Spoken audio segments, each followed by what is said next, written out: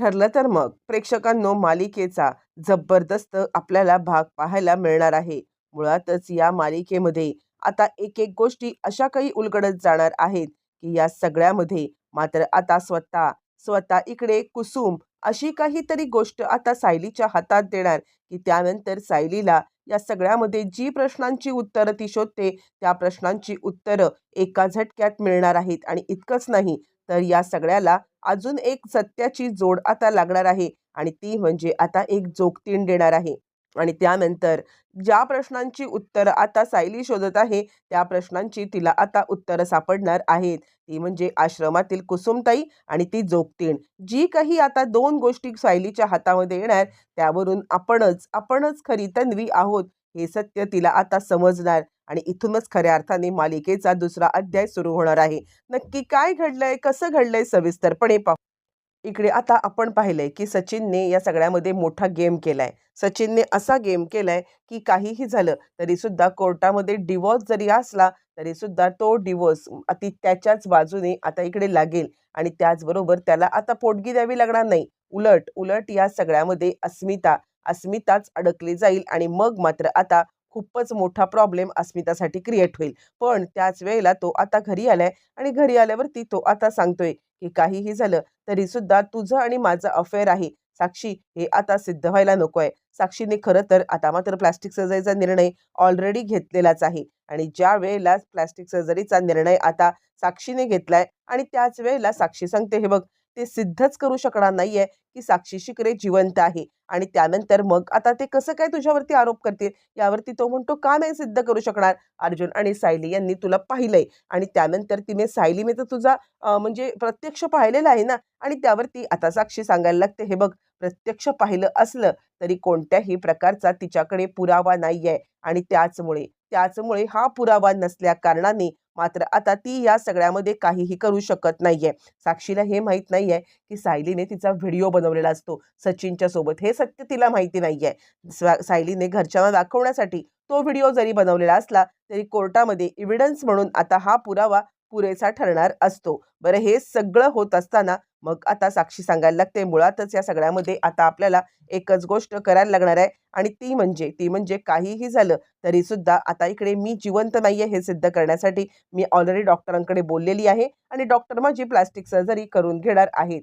ज्यावेळेला डॉक्टर आता plastic surgery करून घेतील आणि त्यावेळेला मात्र आता काहीही झालं तरी सुद्धा मी या सगळ्यामध्ये मात्र आता कायमची साक्षी शिकरे ही आता हे सोडून समीरा शेखर या नावाने येणार आणि त्यानंतर साक्षीसोबत अफेअर आहे कोण सिद्ध करू शकेल?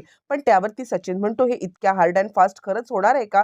आणि त्यावरती लगेचच आता इकडे सांगायला लागते ती, हो, होणार आहे. तुम्ही चिंता करू नका. तू चिंता करू नकोस, कारण काहीही झालं तरी सुद्धा माझी डॉक्टरांचे आधीपासून बोलणी चालू आहेत आणि डॉक्टर आणि मी टचमध्ये आहोत आणि या सगळ्यामध्ये लवकरात लवकर आता इकडे डॉक्टर सर्जरी करणार आहेत आणि मग मग आपल्याला कोणत्याही परिस्थितीमध्ये कोणीही सिद्ध करू शकत नाही. सचिन म्हणतो, ठीक आहे, मग लवकरात लवकर तू करून घे. आता इकडे डिव्होर्सची केस फाईल होईल. त्यावेळेला मात्र तोपर्यंत तुझं काम झालं पाहिजे. ती सांगते, तू चिंताच करू नकोस.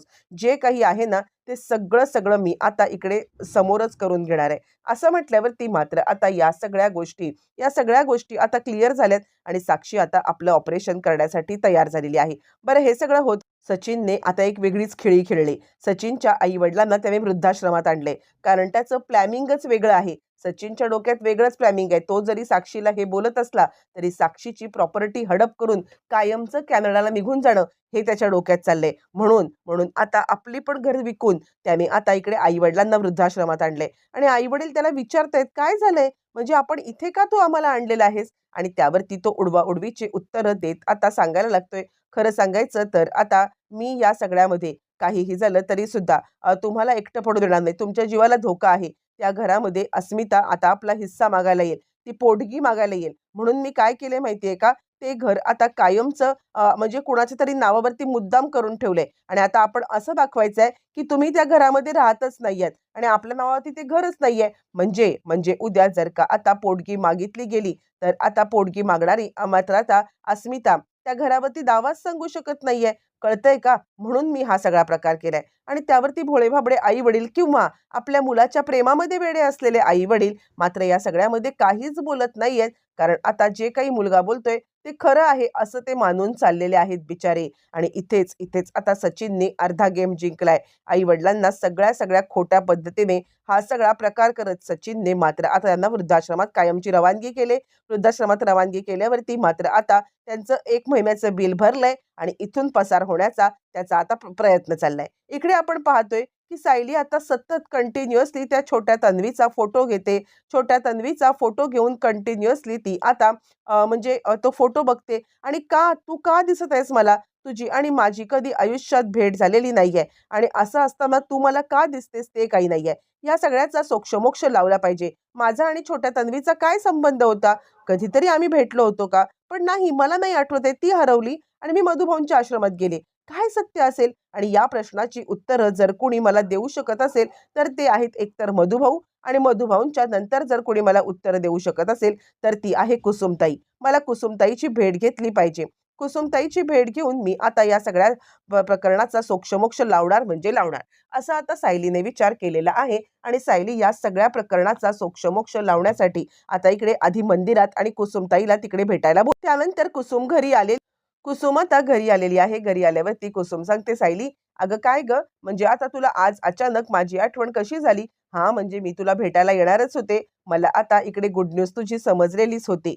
गुड न्यूज समजल्यावरती मी आता तिकडे येणारच होते." आणि असं म्हटल्यावरती मग आता इकडे ती सांगायला लागते, "खरं सांगू का कुसुमताई, तर या सगळ्यामध्ये मी आता म्हणजे तुला एका वेगळ्या कारणासाठी बोलवले. मला आता मंदिरात जायचंय. येशील का माझ्यासोबत?" यावरती कुसुम म्हणते, "हो, चल की." आणि त्याच वेळेला कल्पना सुद्धा आता म्हणायला लागते, "हो सायली, चल मी पण येते." आता सायली खरं तर कल्पनाला एक्सपेक्ट करत नसते, की कल्पना आता मंदिरात येईल किंवा या सगळ्यामध्ये कल्पना आता इकडे आपल्यासोबत येईल. पण तरीसुद्धा कल्पना, सायली आणि त्याचबरोबर कुसुम या तिघीजणी मंदिरामध्ये जायला आता निघालेल्या आहेत. आणि त्याच वेळी प्रियाने एक डाव वेगळाच खेळलेला आहे. प्रियाने या सगळ्यामध्ये बोलवलेलं आहे ते म्हणजे त्या कॉन्स्टेबलला आपल्या जाळ्यात ओढून घेतलंय आणि आपल्या जाळ्यात ओढून आता प्रिया तिला सांगत आहे, "प्लीज, प्लीज माझं एक काम करा. माझ्या घरच्यांच्या पर्यंत आता हे सगळं पोहोचवा. मी तुमची कायमची ऋणी राहीन. पाया काय पडली, नाटकं काय केलात." आणि या सगळ्यामध्ये हे नाटकं करून झाल्यावरती मग आता इकडे लगेचच ती कॉन्स्टेबलला शेवटी दया आलेली आहे आणि ती म्हणते, "ठीक आहे, मी तुझ्या घरच्यांच्या पर्यंत तुझा निरोप पोहोचवते आणि त्यानंतर मग आता तू आणि तुझे घरचे काय करायचं ते आता बघून घ्या." असं म्हटलं आता इकडे घरी निरोप देण्यासाठी पुढची तयारी सुरू झालेली आहे. बरं, हे सगळं चालू असताना सचिन घरी आलाय आणि तो सांगायला लागतोय, "हे बघ, आपल्याला लवकरात लवकर इकडून निघायची सोय करायला लागेल. मी माझं घर विकलंय." आणि तो पेपर दाखवतो. "आणि त्यानंतर तू सुद्धा तुझी इथली प्रॉपर्टी जी काही आहे ती सगळी सगळी आता इकडे आपल्या हातात घे आणि चल, आपल्याला जायला पाहिजे." आणि यावरती मग आता ती सांगायला लागते, "काय प्रॉपर्टी विकायची? अरे पण अण्णा." यावरती तो म्हणतो, "अण्णांचं बघितलंस ना काय चाललंय ते? अण्णा तर आता एकदम संते महात्मे." आणि त्यावरती ती सांगते, "नाही, पण मी अण्णांच्या सोबत आता अशी वागू शकत नाहीये. कसं काय आपण असं करू शकतो?" म्हणजे आता अण्णा इकडे अण्णा या सगळ्यामध्ये आता मात्र एकटे कसे काय हे करतील? असं म्हटल्यावरती मात्र आता लगेचच इकडे सांगायला लागते, ती म्हणजे लगेचच आता इकडे साक्षी सांगते, "ठीक आहे, मी आधी एकदा अण्णांशी बोलून घेऊ का?" यावरती तो म्हणतो, "तू जर का अण्णांशी बोलायला गेलीस ना, तर अण्णा तिकडे संत महात्मे बनून बसलेले आहेत आणि असं असताना जर का आता तू तिकडे गेलीस ना, तर अण्णा या सगळ्यामध्ये आता तुला पण काहीतरी 4 शब्द असे सांगतील, की ज्याच्यामुळे तू सुद्धा बदलून जाशील आणि बघ हां, मात्र आता असं काही झालं, तर या सगळ्यामध्ये आपल्याला म्हणजे आपला प्लॅन फिसकटेल. त्यामुळे एक काम कर, तुला जितकी प्रॉपर्टी विकता येईल, तितकी प्रॉपर्टी तू विक आणि जेवढं काय पैसे घेता येईल, तेवढे पैसे घे." पण इकडे साक्षीला माहीत नाहीये, की हा माणूस कुणाचाच नाहीये. हा आता सगळ्यांनाच फसवत आहे आणि हा आपल्याला सुद्धा आता फसवतोय. साक्षी आता सांगते, "ठीक आहे, काही झालं तरी सुद्धा मी या सगळ्यामध्ये लवकरात लवकर आता ही प्रॉपर्टी जितकी विकता येईल तेवढी विकता येते." आणि सचिनने उलटा गेम खेळलाय. बरं, तो सायली आता मंदिरात आले. मंदिरात आल्यावरती मग आता इकडे सायली देवाकडे प्रार्थना करते. काहीही झालं तरी सुद्धा हे सगळं कोडं काय आहे? हे कोडं मला सुटलं पाहिजे आणि माझ्या प्रेग्नन्सी नंतरच मला या सगळ्यामध्ये का बरं हे दिसायला लागलं? खरंच मला कळत नाहीये, की हा सगळा काय प्रकार आहे?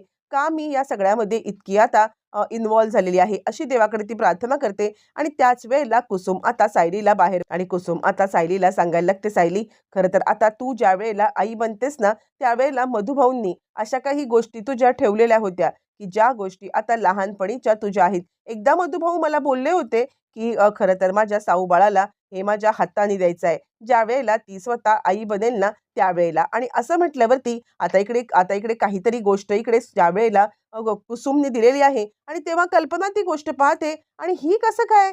हे कसं काय तुझ्या इथे? यावरती ती सांगते, "काही नाही, मधुभाऊंनी तर आता हे देण्यासाठी सायलीला दिलं होतं." त्यावरती कल्पना म्हणते, "काय आहे माहिती का हे?